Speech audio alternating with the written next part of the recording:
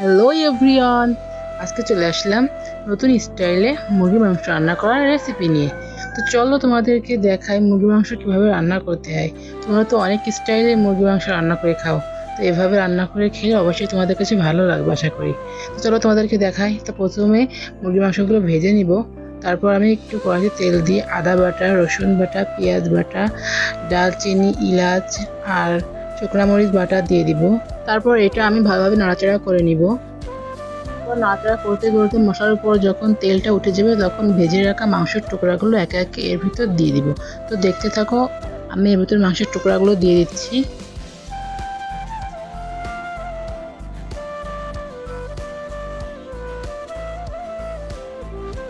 মাংসের টুকরাগুলো এর ভিতরে আমার দেওয়া শেষ। তারপর দিব মোস্ট ইম্পর্টেন্ট যে জিনিসটা, এটা হচ্ছে গরুর খাঁটি দুধ। এটা দিয়ে দিব এর ভিতরে, এক্সট্রা কোনো পানি দিব না।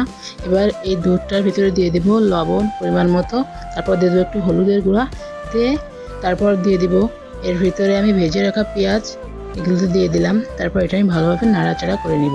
তারপর এই দুধটা দিয়ে মাংসটা ভালোভাবে কষিয়ে নিব। তো গাইস, মাংসটা কষানো হয়ে গেল, কালারটা জাস্ট দেখো, ওয়াও আসছে, দেখতে কি সুন্দর দেখা যাচ্ছে গাইস। এর ভিতরে কিন্তু আমি এক্সট্রা কোনো পানি ব্যবহার করিনি, খালি দুধটা দিয়ে মাংসটা ভালোভাবে কষিয়ে নিয়েছি।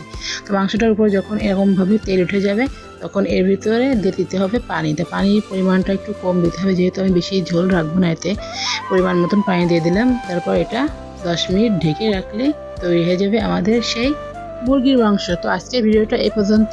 Bye bye.